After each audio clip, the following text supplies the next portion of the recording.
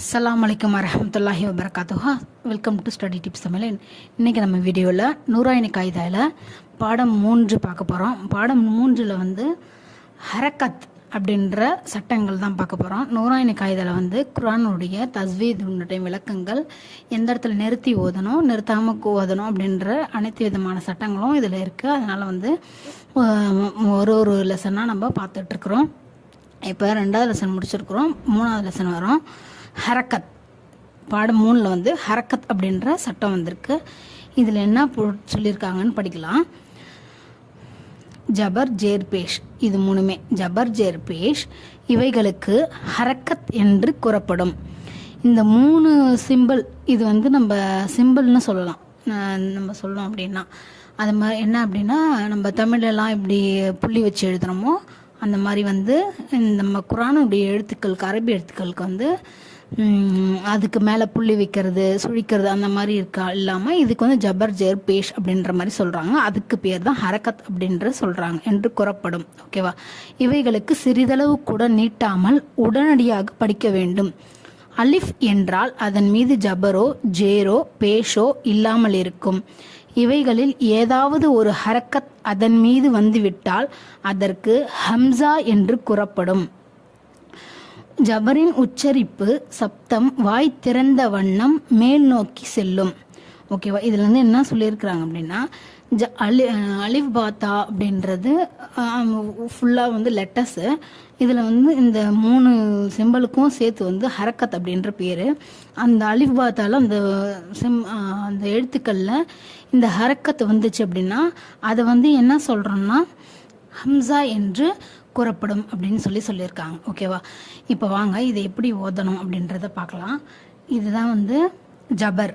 இங்கே மேலே வந்து ஒரு சைடாக மேலே கோடு இருந்துச்சு அப்படின்னா அதுக்கு பேர் ஜபர் அப்படின்றது பேர். அதுவே வந்து கீழே இருந்துச்சு அப்படின்னா அதுக்கு பேர் ஜேர் அப்படின்றது பேர். அதுவே ஒரு சுழற்சி சின்னதாக இருந்துச்சுன்னா அதுக்கு பேர் பேஷ் அப்படின்றது பேர். இப்போ பாடம் 3ல் இருக்கிற சட்டங்கள் என்ன அப்படின்னா ஹரக்கத், அதை நல்லா நாம் வச்சுக்கோங்க.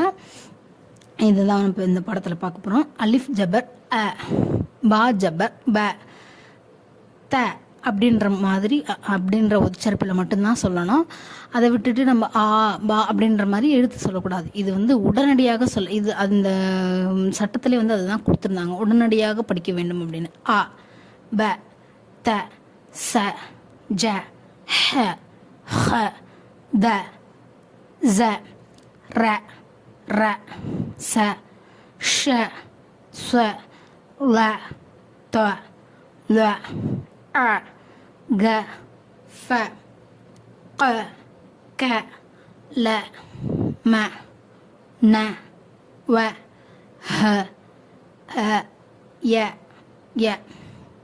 அலிஃப் ஜபர் அ, பா ஜபர் ப, தா ஜபர் த, சா ஜபர் ச, ஜீம் ஜபர் ஜ, ஹ ஜபர் ஹ, ஹ ஜபர் ஹ, தால் ஜபர் த, ஜால் ஜபர் ஜ, ரா ஜபர் ர, ரா ஜபர் ர, சீன் ஜபர் ச, ஷீன் ஜபர் ஷ, ஸ்வாத் ஜபர் ச, லாத் ஜபர் ல, துவா ஜபர் துவ, லா ஜபர் ல, ஐன் ஜபர் அ, கைன் ஜபர் க, ஃபா ஜபர் ஃப. இந்த மாதிரி வந்து அலிஃப் ஜபர் அப்படின்றது ஒருக்கும் ஜபர் இருக்கிறத மென்ஷன் பண்ணி ஓதலாம். இல்லை அப்படின்னா நம்ம ஷார்ட்டாகவும் ஓதிக்கலாம். ஓகேவா?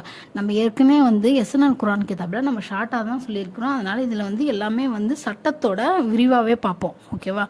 எது இருக்கணும்? கைன் ஜபர் க, ஃபா ஜபர் ஃப, காஃப் ஜபர் க, காஃப் ஜபர் க, லாம் ஜபர் ல, மீம் ஜபர் ம, நூன் ஜபர் ந, வாவ் ஜபர் வ, ஹ ஜபர் ஹ, ஹம்சா ஜபர் அ, யா ஜபர் ய, யா ஜபர் ய.